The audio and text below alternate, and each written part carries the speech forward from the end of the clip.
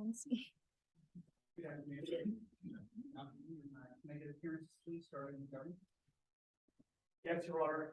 Good afternoon. My name is Ben Wallace, and today I'm joined by my co-counsel, Ms. Gabrielle Worship. Good afternoon. We collectively represent the United States government. Today, we're joined by our party representative, Morgan. Good afternoon, Your Honor. Good afternoon, Your Honor. My name is Michael Wilson, and I'm joined alongside my co-counsel, Mr. Gordy Will. Good afternoon. In representing the defendant in this case, Mr. Blake Crosby. Good afternoon. Your Honor, we have a few preliminary matters before we get started with opening statements, if that's all right. First, Your Honor, we have a bench book that has all relevant materials, testimonies, and exhibits. Would Your Honor like a copy? No, thank you. If there's something that comes up where Yes, Your Honor. And since we haven't had the benefit of appearing before, Your Honor, we have a few preferences about your, a few questions about your preferences. First, Your Honor, are we free to have a movement about the well? yes, you're going to approach a witness or the jury. You should ask permission, but otherwise, important to us. And Your Honor, when an objection is sustained, would Your Honor prefer that we move to strike or assume that the offending testimony has been stricken? You should make a motion to strike because it may relate to some or all of this. And finally, Your Honor, we move to invoke the Midlands Rule of Evidence 615, which calls for the constructive sequestration of all witnesses. In today's case, our party representative will be specially considered. Who are you moving this question? And no one on the prosecution. All right, and we're not going to sequester the defendant. So I believe those are the only two witnesses. So if there are surprise witnesses, they are sequestered, but the witnesses will stay. Yes, Your Honor, and with that, the prosecution will ready for. Great. A few matters from the defense, Your Honor. Your Honor, we'd like to invoke Rule 603, the constructive swearing in of all witnesses. That's great. And Your Honor, we'd also like to approach and tender Exhibit 18. Now, based on stipulation 18, all objections to admissibility have been waived from this exhibit. So permission to approach and tender. What is the Exhibit 18 is the affidavit statement from Mr. Gray Judd. We'll be referencing it during opening statement. This is the forensic report, so this is the eyewitness statement. Yes. Okay. Well, any objections to the disability of 18? No, Your Honor. Alright, so 18 is in, you don't need to approach the copy, you can retain it. Otherwise, we'll forget who's the Susan, I'll walk out with the copy. Yes, Your Honor. Who knows, you might try to speak. So you can keep exhibit 18, but it's in minutes. Yes, Your Honor. Permission to publish to the jury. That's great.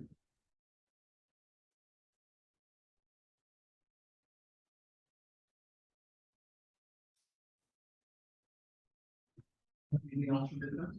No, Your Honor. At this point, the defense is ready to proceed to opening statements. Great. One thing from the court, you can direct all argument to the jury. Yes, Your Honor. Yes, Your Honor. Government, you can. May it please the court. Mr. Wilson, members of the jury. This defendant is the perfect fit. First, the jury, it's an afternoon on July 4th, 2022. In a park just a few blocks from here, a rally of thousands has roared to life. Thomas Capella, the leading candidate to become the 47th president of these United States, has walked into his round. Comes to the jury, he strolls onto the stage, takes a position behind the podium. And just as he's about to say the slogan that made him so famous, his head snaps back.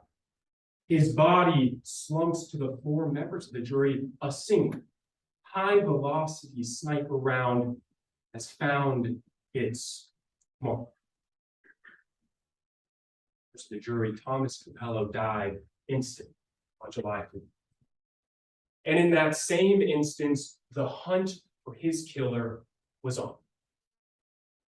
First, the jury, you can probably assume that for the first assassination of a political figure in 50 years, investigators in this case, they turned over every single stone, looked at every single angle of this investigation, and in the end, they realized there was one suspect who put this evidence perfect. This defendant. See, members of the jury, it's because of that perfect fit that we brought one charge of murder against the defendant, Blake Crosby. Now, all that means is that in today's trial, we have to prove to you that Mr. Crosby actually killed Thomas Capello and did it intentionally. We understand that when we bring a charge against Mr. Crosby, we bear the burden of proving that charge beyond a reasonable doubt. We'll do just that. We'll show you that this defendant is the perfect fit. And to help you see that, I want you to focus on three key factors throughout this trial. The defendant's skill set as a sniper, the defendant's connection to the scene of the crime, the defendant's own incriminating words. Members of the jury, let's walk through each of those three factors and show you just how we'll meet our burden today. Starting with the first, the defendant's skill set as a sniper.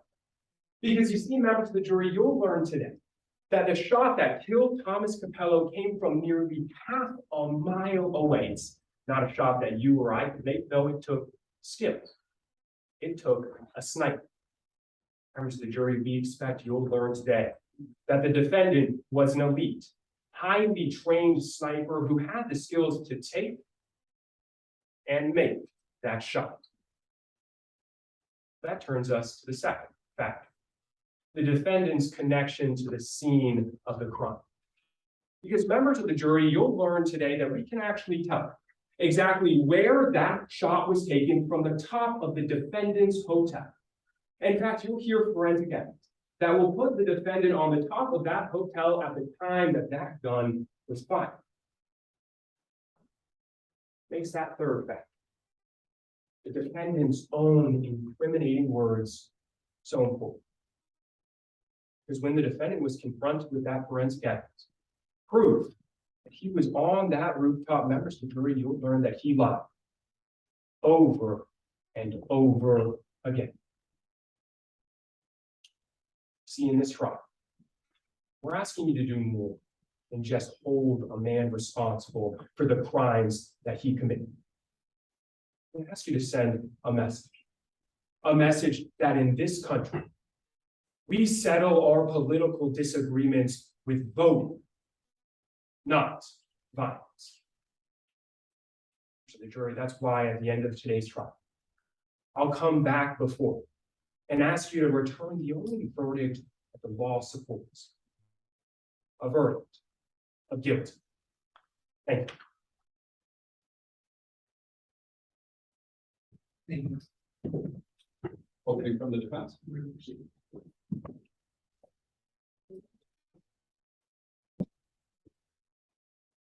Your Honor, Mr. Wallace, members of the jury, too many questions for a conviction. See, members of the jury, Mr. Wallace just told you an interesting story about my client, Mr. Crosby.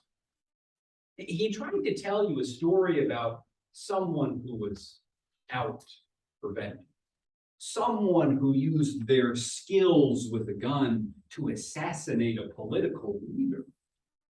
He tried to paint Mr. Crosby as the villain. But what you're going to learn today, and what the government won't tell you, is that that's not the full story. See, members of the jury, Mr. Crosby was a veteran. After serving his country for 8 long years, Mr. Crosby became passionate about veterans' issues. And you'll hear today that he wasn't alone. Because, see, members of the jury, Mr. Capello, he was a controversial politician. He had angered many of the brothers and sisters that Mr. Crosby served with. And so they went out to protest. You're going to learn that there were many people who were not happy with Mr. Capello in that crowd on July 4th. And what the government has to prove to you is that out of everyone there, out of the thousands of people unhappy with that presidential candidate in that crowd, that the one person who picked up a rifle and pulled the trigger is Mr. Crosby. But the government can't just tell you that's what happened. They have to prove it. See, members of the jury, there's only one burden in this case, and it's going to rest on this table for the duration of trial. It's that the government has to prove that Mr. Crosby murdered Mr. Capello. They have to prove the two elements, that Mr. Crosby shot and killed Mr. Capello, and that he did so deliberately and intentionally. And they have to prove that beyond a reasonable doubt. Members of the jury, that's the highest burden in our legal system. It's because, as I stand here right now, as you sit there throughout the duration of this trial, even when you go back to deliberate, the man sitting in this chair is presumed innocent. And it means, when you go back to deliberate, you cannot have any reasonable questions about what happened on July 4th. But that's a problem for the government today. Because you're going to learn there are 3 reasonable questions that the government simply can't answer. Is there a link between Mr. Crosby and a murder? Was Mr. Crosby on the roof of the hotel on July 4th? And is Mr. Crosby the only person with the government's motive? See, members of the jury, the government will start by not answering these questions when they call Special Agent DeVito to the stand. This agent is going to try and tell you about all of the connections between Mr. Crosby and the crime. But what you won't hear from Special Agent DeVito is anything about a connection between Mr. Crosby and a murder weapon. You won't hear about any forensics. You won't hear about any purchase records. You won't hear about any actual ties between my client and the sniper rifle that Mr. Wallace talked about. But they won't just fail to answer that question, because they also won't be able to tell you if Mr. Crosby was on the roof on July 4th. Members of the jury, you already have in evidence an affidavit, a statement from an eyewitness, which talks about what happened in that crowd on July 4th. How Mr. Crosby was seen by attendees. And we're actually going to call Mr. Crosby to the stand, and he's going to tell you the exact same thing. That he was on that crowd, that he was in that crowd on July 4th and saw Mr.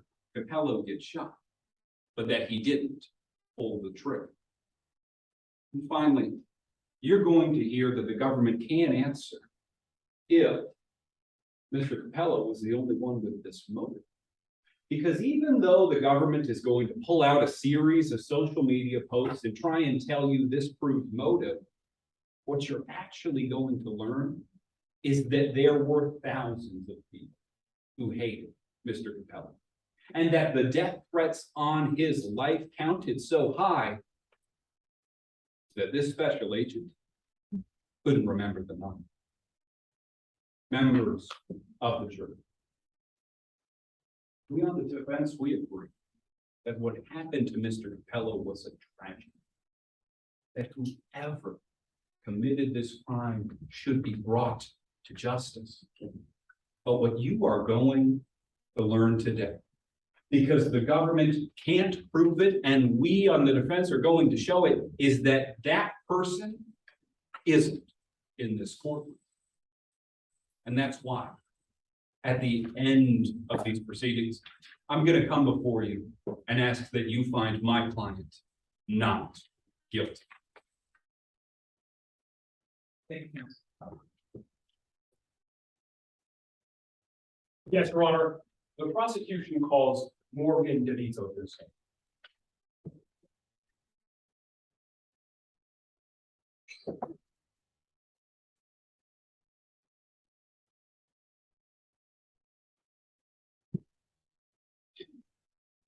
May I proceed? Yes. Good afternoon, sir. Good afternoon. Would you please introduce yourself to the members of the jury? Sure. Hi, everyone. I'm Morgan DeVico. What do you do for a living, sir? I actually work for the Secret Service. Been doing that for about 21 years. What kind of experience do you have working for the Secret Service apart from the 21 years? Quite a bit, sir. I got my bachelor's degree in criminal justice, went through the training academy specifically for the Secret Service, and eventually worked my way up through our ranks to become what I am now, an independent protection officer in charge. So I want to turn your attention to today's. Can you explain to us how you got involved? I can. On July 4th of 2022, Senator Thomas Capello was assassinated at a political rally. I was actually assigned to be the head of his protection detail, and I helped the FBI with the investigation into that assassination. Sir, for those of us who don't know, who's Thomas Capello? Sure. Thomas Capello was a senator here. He was running for his presidential candidacy. He was leading about 31% of the vote. How was Mr. Capello killed? Gunshot wound. Straight to the head. So I want to break down exactly how that gunshot happened. First, can you tell us what time Mr. Capello was killed?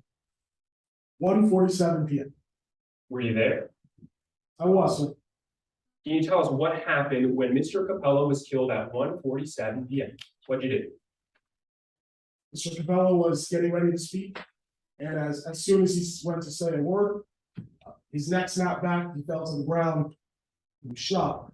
And all 38 of the agents that were accompanying me and protecting Mr. Capello surrounded him. I drew my weapon just to make sure that we were scanning for any shooters that may have been in the crowd.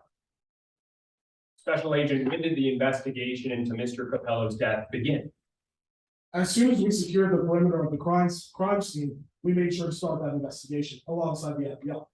Were you able to eventually make an arrest? We were, sir. Who'd you arrest? We arrested the defendant in this case, Mr. Blake Cross. All right, sir, I want to break down how the defendant is connected to this crime, starting with the skill set it took to make that shot. Sir, how did you begin analyzing this shooting? We took all forensic evidence that we had in today's case, including Mr. Capello's body, that bullet that we just talked about, and we sent that information over to the forensics. Did they send you a report back?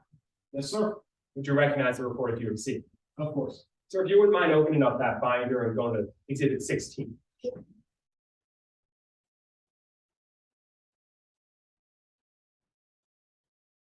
I am there, sir. Is that the forensics report? Yes, sir. This is a copy of the report that was made by the FBI. Is it fair and accurate to the best of your knowledge? Looks to be something. Your Honor, the prosecution moves exhibit 16. Without objection under stipulation 16. Admitted. Sir, does that document say how long it took to take this shot?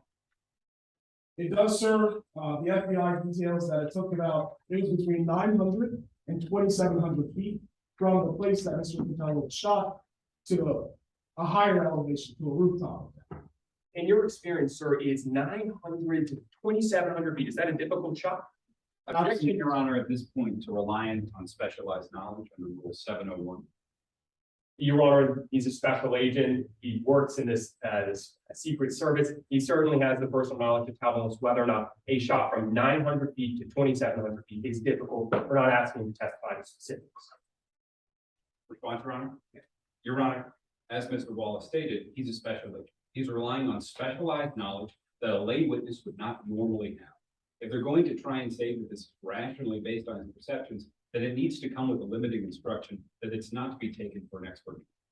I think that is common sense. But if they're gonna go further than difficult, they're gonna be more specific and technical, then we'll ask for more expertise on that. Yes, Your Honor. Special agent, is that shot 900 to 2,700 feet? Is it difficult? Absolutely, sir. Shooting from that far distance is not easy. Did you find any evidence that the defendant could make that shot? We did. Actually, we sat down with the defendant for an interview. He actually told us that he had experience being a sniper with the U.S. military. What about ammunition? Did you determine what ammunition was used to kill Thomas Capello? We did. From our review of that FBI report, the FBI noted that it was a NATO bullet that's consistent with a sniper rifle. Sir, were you able to link the defendant to ever using a NATO bullet? We were, sir. Again, like I said, we sat down with the defendant for that interview, and by his own admission, he was familiar with that type of bullet. What about the guns? Were you ever able to determine what guns would have been used in this assassination? Yes, sir. A Steyr 69, that's a specific type of sniper rifle, and we found to be relevant in this case. How were you able to determine that a Steyr was used in this assassination? In our cursory search of the surrounding area Objection, Your Honor, at this point to misleading the jury. I might be. Your Honor, nowhere in this forensic report does it actually outline the Steyr SSG 69 was used to shoot the bullets which hit and killed Mr. Capella. It's misleading for both opposing counsel and the witness to try and draw that connection when it's not actually in the foundational document that we're relying on. Your Honor, that's exactly why we're asking the special agent how they were able to connect the Steyr to this shooting. He's about to testify to additional evidence that connects the Steyr to what happened on July 4th. It's not misleading. So I agree with the defense that we need to hear foundation, take your point here, lay that foundation. Yes, sir. When that foundation is on the record, you can review the objection, we'll evaluate whether or not they met that foundation. Yes, Your Honor. Go ahead. Sir, how are you able to connect the Steyr to this shooting? We actually found evidence in our cursory search of the surrounding area after Mr. Capella was killed of a piece of a Steyr gun that we found. Would you recognize that piece if I were to show it? Absolutely, sir. Sir, could you flip to exhibit number 11 in that one? Can.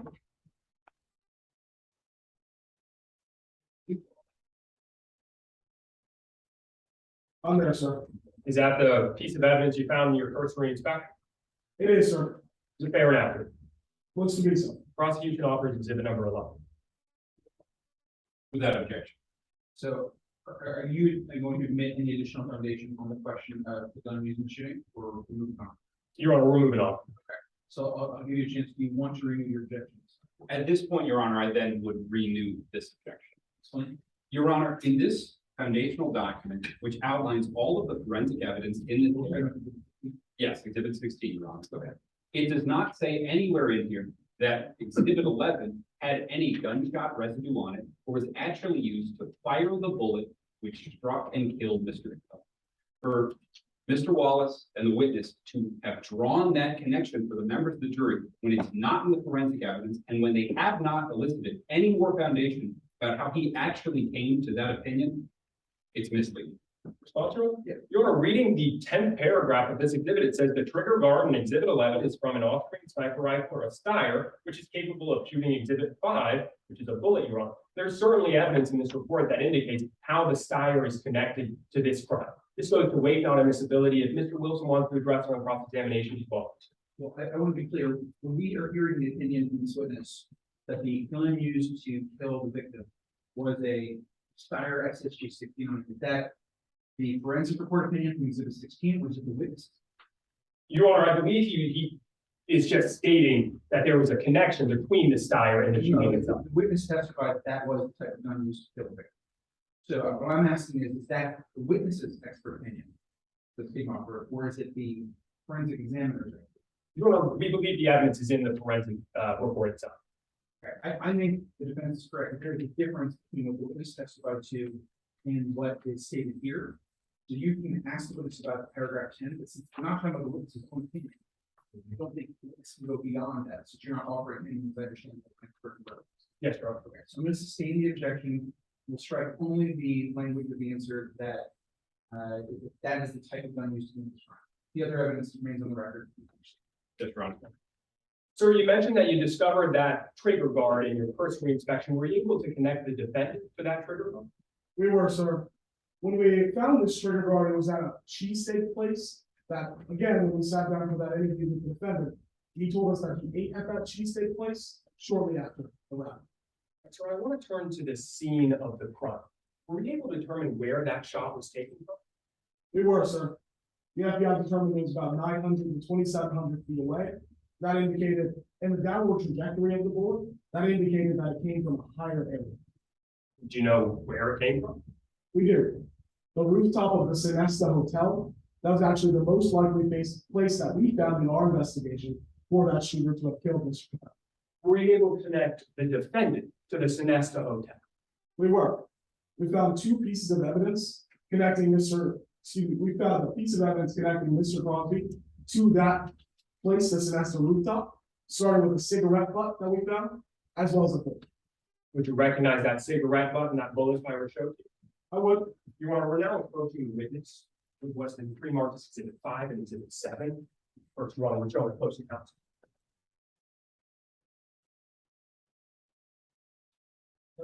So what did I just say?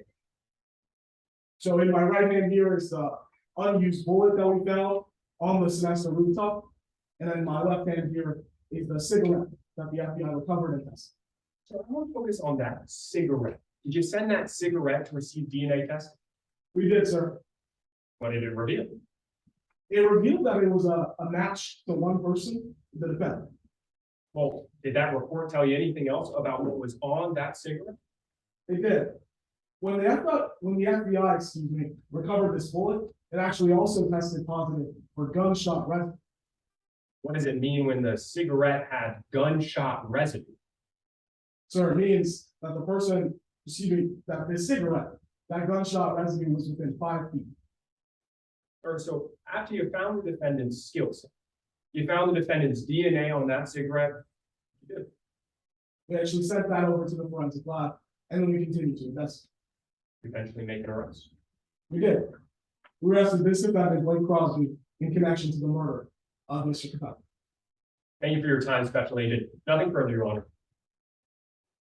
And Your Honor, before we conclude, we wish to publish Exhibit 16 and Exhibit 11 to the members of the jury. Without objection. Okay.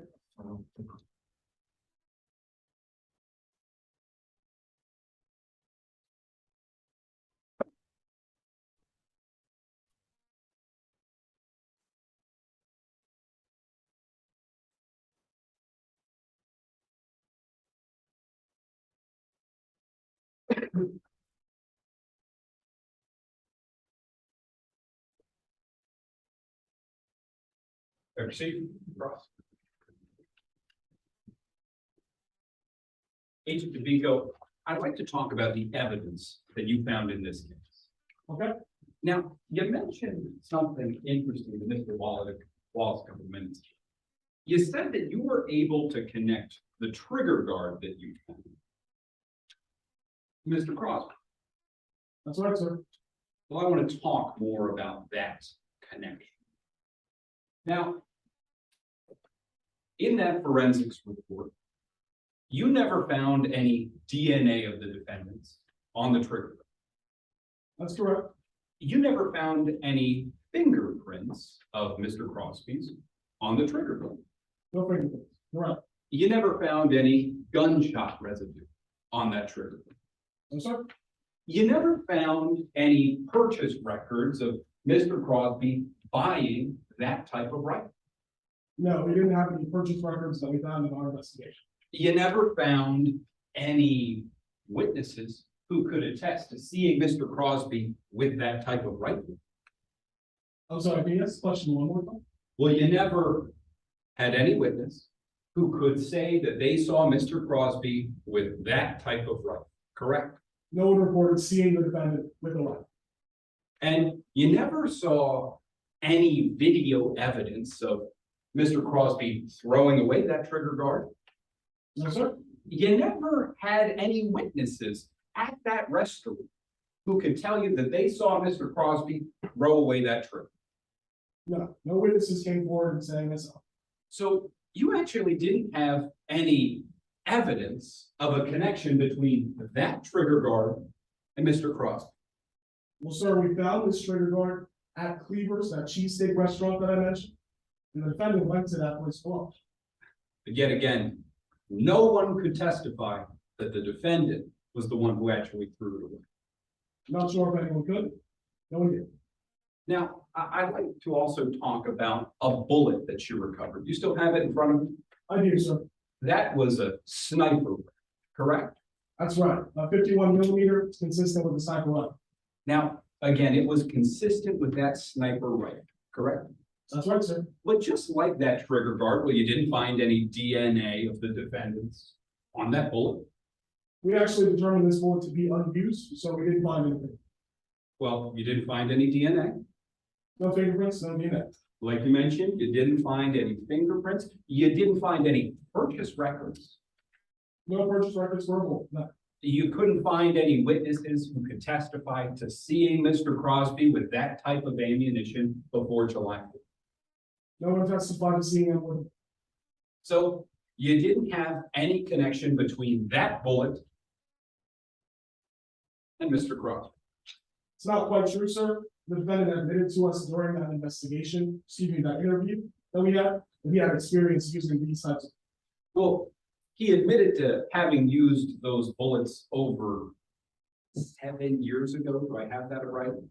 That's when he served in the military. That's why it's. The defendant never told you that he used a bullet from that 7-year period on, correct? After 2017, Yes. that's why sir never told us he used the bullet back then. Now, I'd like to also talk about that cigarette that you recovered. Sure, Now, that cigarette, it did have the defendant's DNA, that's right, sir. and it had his fingerprint. That's correct. And the defendant even admitted to smoking that cigarette. Eventually he did. But you don't know how long that cigarette was on the roof. No, sir. Your Honor, permission for my co-counsel, Mr. Gwilt, to step into the well and help me visualize something for the members of the jury. Any objections? Not at this time, Your Honor. And Your Honor, permission to approach and retrieve the cigarette from the witness. That's exhibit 7. Yes, Your Honor. Now, help me with this hypothetical. Let's say that Mr. Crosby smoked this cigarette on July 3rd and then threw it on the ground and then walked away. But then on July 4th, someone else stood at that very same place and fired a gun. Would that cigarette have forensic details like gunpowder residue on it? It's very possible that it would. Thank you for your time today. Your Honor, I have no further questions.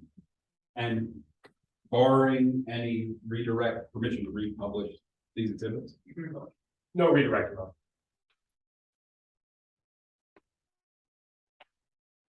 Step down. Yes, sir.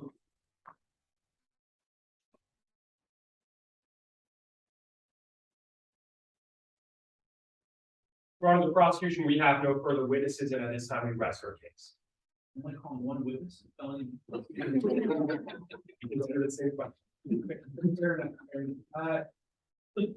Great, Chief. Absolutely, Your Honor. Your Honor, at this time, the defense calls Blake Crosby to the stand.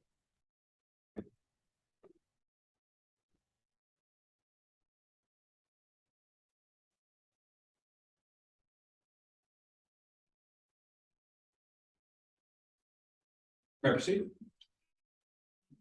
Yes. Good afternoon. Could you please introduce yourself to the members of the jury, spelling your last name for the record? Good afternoon. My name is Blake Crosby, C-O-R-S-B-Y.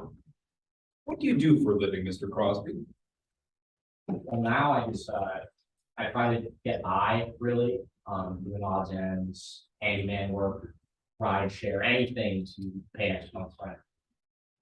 Mr. Crosby, does the name Thomas Capello mean anything to you? Of course, I mean, I know he's the man I'm accused of killing, and before he was even killed, I disapproved of a lot of Senator Capello's policies. Well, why did you disapprove of Senator Capello's policy? Look, I'm a veteran myself. I understand what it's like to serve abroad. And Senator Capello wanted to defund the military and take away a lot of programs that supported people like me. I didn't think he was good for the United States. Mr. Crosby, how long did you serve? I served from 2009 until 2017, so 8 years. Now, you say you took issues with Mr. Capello's policies. Did you ever act on those feelings? Well, I did go to protest at some of Senator Capello's rallies, that's true, but I never did anything violent. Were you in Philadelphia on July 4th at that rally? I was. Did you protest in the crowd at that rally? I did. There was a group of veterans who was protesting Senator Capello during his campaign trail. I was with them actually when Senator Capello was shot. I'd like to talk about your time in Philadelphia for those couple of days. When did you arrive in Philadelphia? I arrived in Philadelphia on July 3rd of last year. I remember because it was the day before Senator Capello was supposed to speak. Well, what did you do in this city on July 3rd? Not much. I know a lot of the people I was protesting with were there at the time, so I really just kept myself. I took a few smoke breaks. I watched some TV, but nothing fancy. Where were you staying in Philadelphia? The Sonesta Hotel. And you say you took a couple smoke breaks. Where'd you take them? On the rooftop. I know that might seem a little strange, but the roof of the Sonesta was beautiful and something to do. Well, you mentioned that you smoked on the roof on July 3rd. Did you initially tell investigators that when you were questioned? I didn't. No, Why not? I was nervous. The FBI, they heights. I was scared that if they thought I was there on the day of the killing, that they think I did it, but I didn't. I wasn't there on July 4th. Let's get into that day a little. How did July 4th begin? I mean, it began normally. I had breakfast. I went over to Senator Capello's rally at around right before 1. That's when the rally was supposed to start. And did you find yourself in the crowd for the entirety of that rally? Yes. I remember I was protesting, I was holding signs, I was wearing the same shirts as the other protesters. We linked arms. I linked arms with other veterans. I was there at the rally before Senator Capello was shot. Did you see Senator Capello get shot when you were in that crowd? I did, yes, sir. Actually, the first time that I saw someone get shot since I served. And I mean, nothing can prepare you for something like that. Watching a presidential rally and seeing somebody come down, that was horrifying. I didn't know what to do, so I just started screaming and running, and I ran away, and I know maybe I should run, but I just. Mr. Crosby, it's okay. We can take things slow. But what did you do after Senator Capello was shot?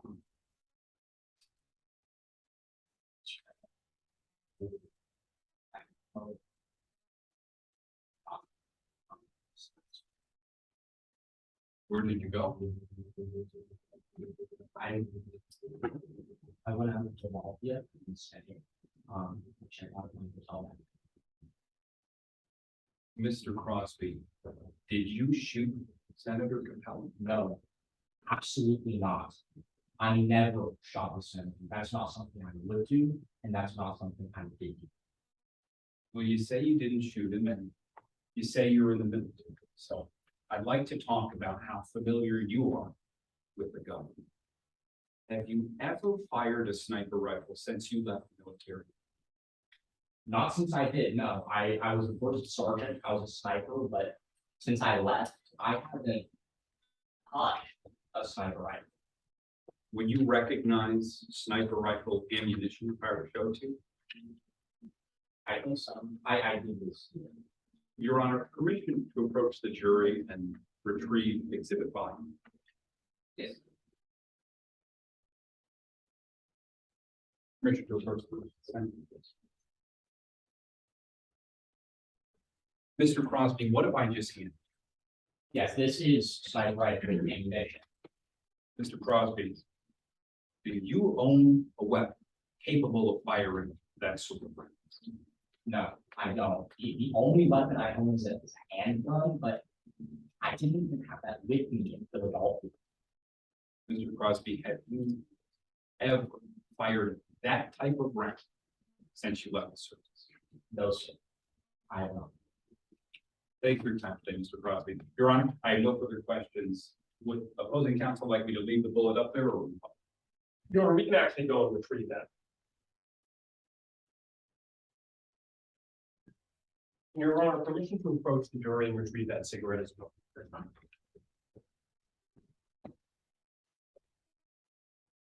May I proceed? Good afternoon, Mr. Crosby. Good afternoon. I want to begin by talking about a few things that make you a little unique, sir. Do you agree with me? You used to serve in the military, right? That's right. You were a sniper. Correct. Sir, to be clear, you weren't just a good sniper, you were an excellent.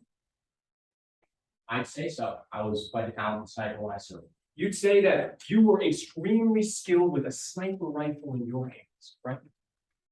That's true. Sir, in the military, you used a sniper called a style, right? Yes, that's the standard military sniper rifle. That's correct. In your own words, you could take apart that style in 60 seconds, right, sir? Back when I served, I think that's right. Sir, you'd agree with me that you were consistently accurate at 900 yards with that style sniper. Yes, that's true. Now, sir, you know that the police in this case, they found a component of a Steyr sniper in a trash can, right? That's what I understand.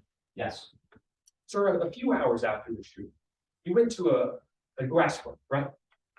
yes, that's true. I went to I think it's called Cleavers. Exactly, sir. It was a restaurant called Cleavers and served Philly cheesesteaks, right? That's right. So you know that the police found the component of that Steyr rifle in that exact same restaurant. That's what I understand the situation. Sir, you also know that Mr. Capello, he was killed using something called a NATO bullet, right? Yes, I believe so based on what I heard earlier. They found a NATO bullet on the roof of your hotel. Correct.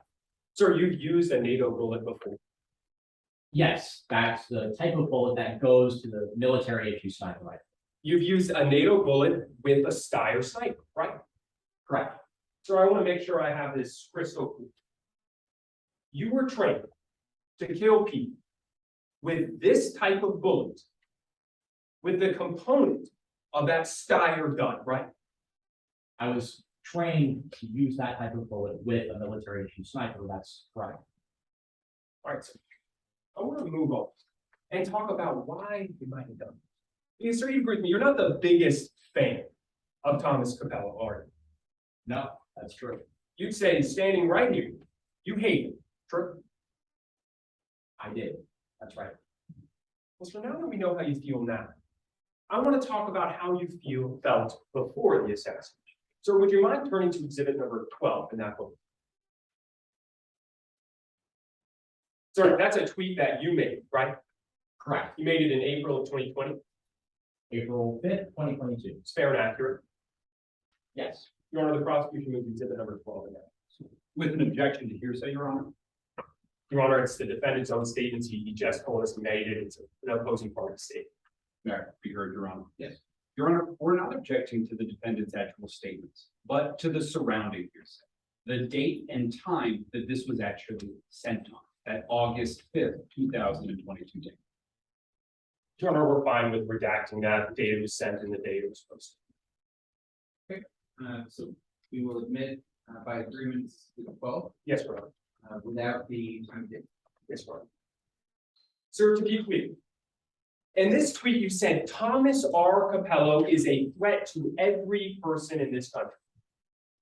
I said that. Yes. You said as long as he is alive, none of us are safe. Yes, those are my words. To be clear, now Thomas Capello is dead, right? Yes. Shot square in the forehead. Correct. Shot square in the forehead with a bullet that you used in the military. Yes, it was fired from a sniper rifle. All right, sir. Move on and focus about the statement that you gave the FBI. Because you're to agree with me. Me cross-examining you, that's not the first time someone's trying to get a straight story, right?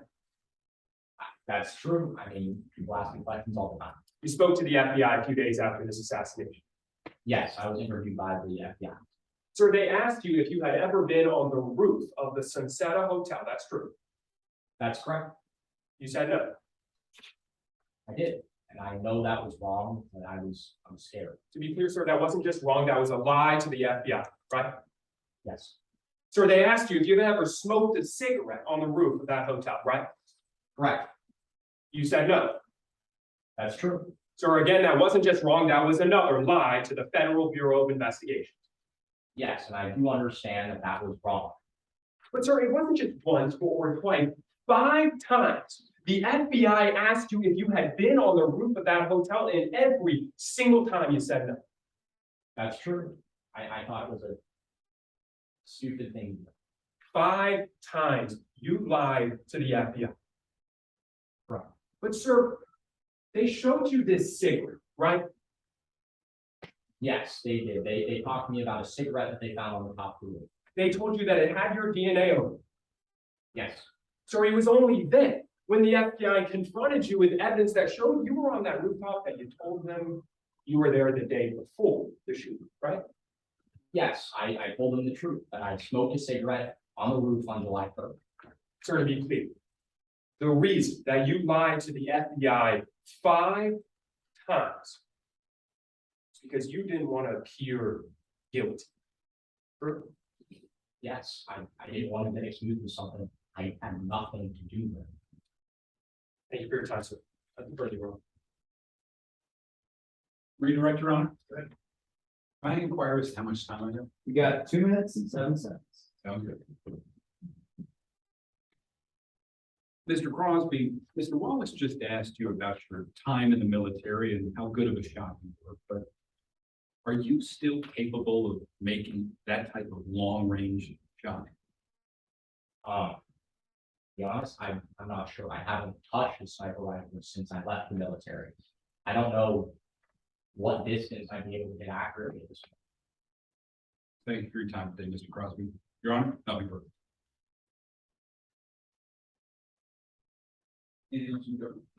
No recross, Your Honor.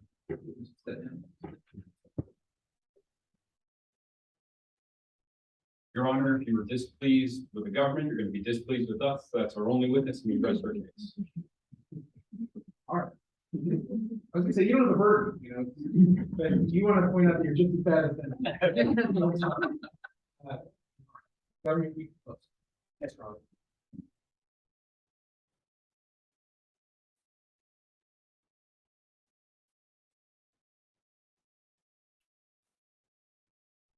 May I proceed? This defendant is the perfect fit. To the jury, it's 1 p.m. on July 4th, 2022. This defendant, Blake Crosby, is standing on the roof of a hotel and he's waiting for the perfect moment. Because you see, members of the jury, in just a moment, he plans on grabbing the gun, the sniper rifle that stands right beside him. He plans on aiming down that sight, putting the crosshairs over a man's head. Members of the jury, he plans on pulling that trigger like he had been trained for years to do, kill one man he hated the most. You see, what he couldn't plan is that in the aftermath of that shooting, after that bullet left that gun, after the bullet entered the skull of Thomas Capello, that investigator, in this case, would look at every single angle of this crime, every piece of evidence, every connection, and realize that this defendant is the perfect fit.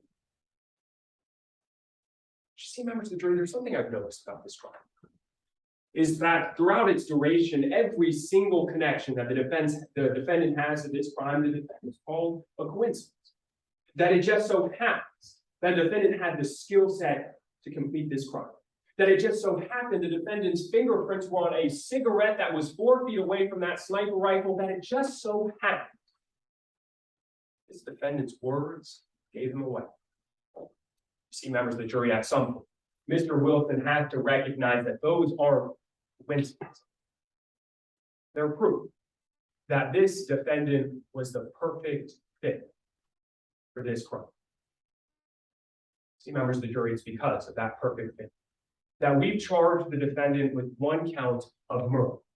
Now, all that means is that in today's case, we had to prove to beyond a reasonable doubt that it was this defendant and this defendant alone who intentionally killed Thomas Capello. And members of the jury, we've met that burden today. I'll show you how. I want to call you back to the very beginning of today's trial, when we asked to consider 3 important factors about the defendant. First, the defendant's skill set as a sniper. Second, the defendant's connection to the scene of the crime. And third, defendant's own incriminating words. Members of the jury, let's walk through each of those 3 factors and show you just how we've met our burden today. Let's start with the first, the defendant's skill set as a sniper. Because members of the jury, if there's one thing that Mr. Wilson and I can agree on, is that this wasn't an ordinary murder. Thomas Capello, he wasn't cornered in a back alley. Someone didn't draw on him and shoot 3 feet away. No, members of the jury, this crime took skill. We learned today that that shot was from almost half a mile away. And members of the jury, Mr. Wilson, he can tell you time and time again that there were millions of people who hated Thomas Capello. Millions of people who may have wanted him dead, but the truth is there was one person who could make that shot. One person who was a sniper. You heard from him today. Members of the jury, think about what the defendant told the police in their interrogation. Told the police told you today.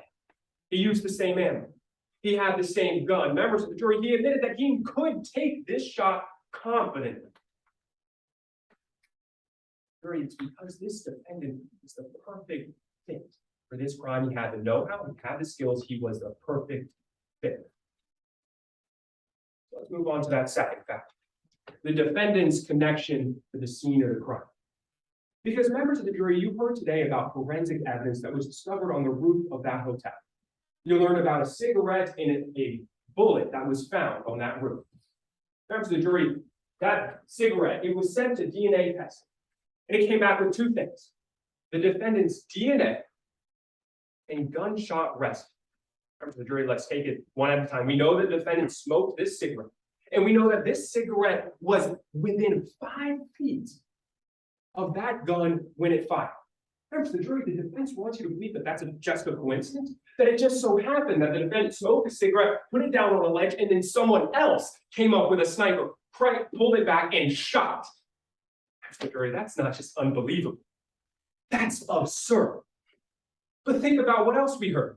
We heard about a piece of that gun found in the trash can of a restaurant that the defendant just happened to visit hours after this crime. Members of the jury, these aren't coincidences.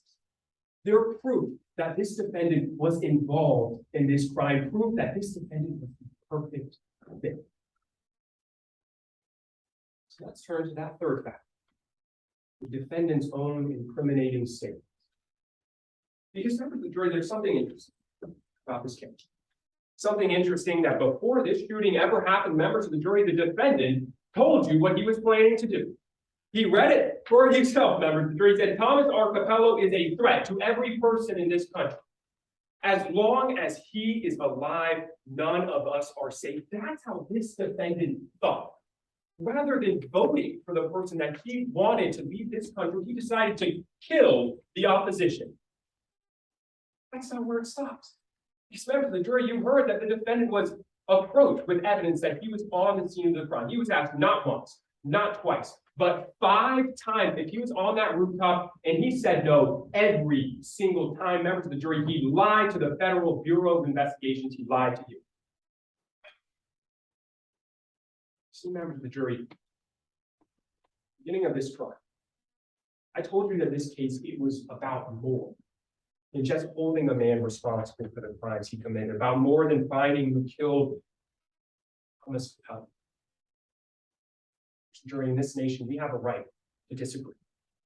We have a right to express our opinions, but when those disagreements are violent, that's where we draw the line. That's why we ask that when you go back into your room for deliberation, you come back with the only verdict that the evidence supports. The only verdict that justice demands, the only verdict that this nation needs. A verdict of guilt. Thank you.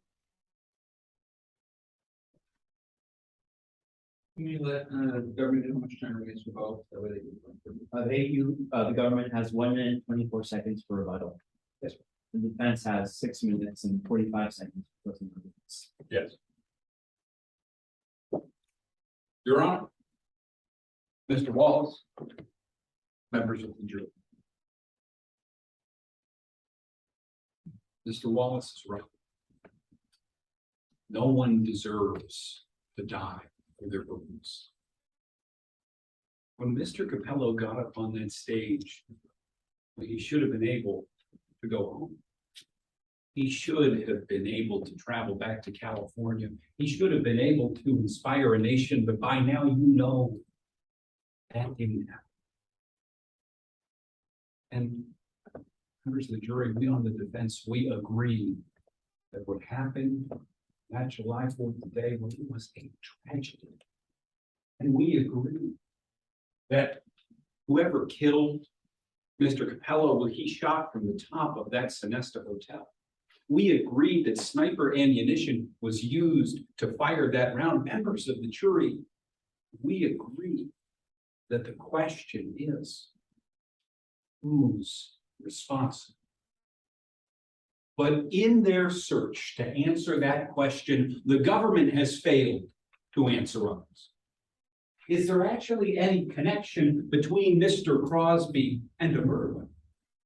Was Mr. Crosby actually on the hotel roof on July 4th? And is Mr. Crosby the only person with this motive, members of the jury? The government didn't answer any of those questions. And that's a problem. Because as I outlined in my opening statement, it was the government who had the burden of proof. They had to prove to you beyond all reasonable doubts that it was Mr. Crosby who picked up that rifle and pulled the trigger. But you know, that's not what you heard today. Because the government, they've tried to tell you about skills and connections, about the words that became threats. But I want you to think about each. See, members of the jury, you heard from the testimony of Mr. Crosby that he wasn't the only veteran in that crowd on July 4th, that there were other soldiers just like him.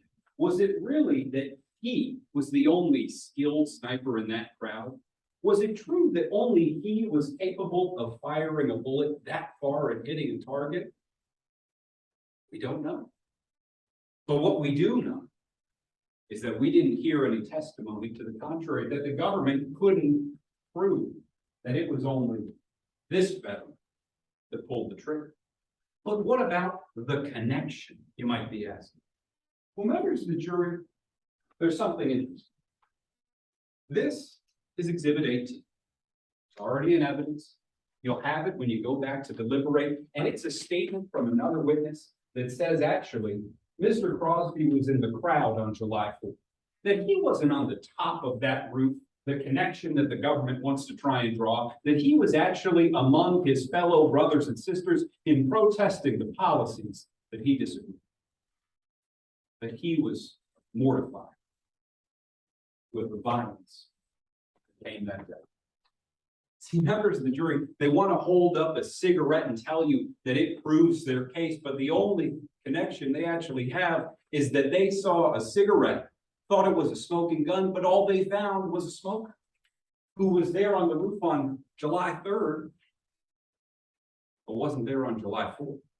Because think about how unreasonable it is, the government story, that he was so calculated that he didn't leave any DNA, any forensics on the bullet, or the casing, or the actual trigger guard, but he left a cigarette. The jury, is that reasonable? That he was so calculating to get rid of all of the forensics except for his DNA and fingerprints on a cigarette that he smoked? It's not reasonable. It's because there's no actual connection between the defendant and the top of that roof on July 4th, like the government has claimed. So then we get to his words. Yes, he was an outspoken critic of Mr. Capello. But in this country, in these four walls, that's not a crime. The simple point is that he may have said something, but you have no evidence that he actually acted violently on those words. The government has tried to give you their story. And just like a puzzle, they've laid out every piece, and they tell you that this defendant is the perfect piece to fill in that puzzle, that he's the perfect fit. But it's only when you're squinting your eyes, members of the jury, because when you look clearly at this case, you see that this defendant, he's not the right answer.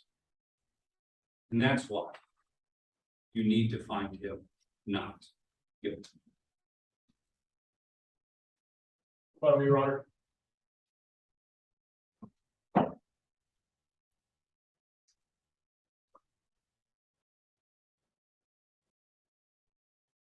To the jury, the way that Mr. Wilson tells this story.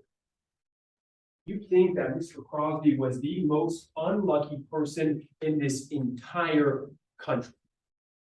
Just think about the evidence that fits Mr. Crosby. This shooting, members of the jury, we learned that it took a skill set that the defendant fits. We learned that there was DNA evidence found at the scene where that gun was shot that fits the defendant. And members of the jury, when the story didn't fit this defendant, he lied. Not once, not twice, 5 times. Members of the jury, there's a reason that the evidence fits this defendant. It's because he is the perfect fit for this crime. We ask that when you go back into your room for deliberation, when you follow the facts, and you find that this defendant is the perfect fit, you come back with the only verdict the evidence supports, a verdict of guilty. Thank you. Submitted to the jury. If they're a verdict.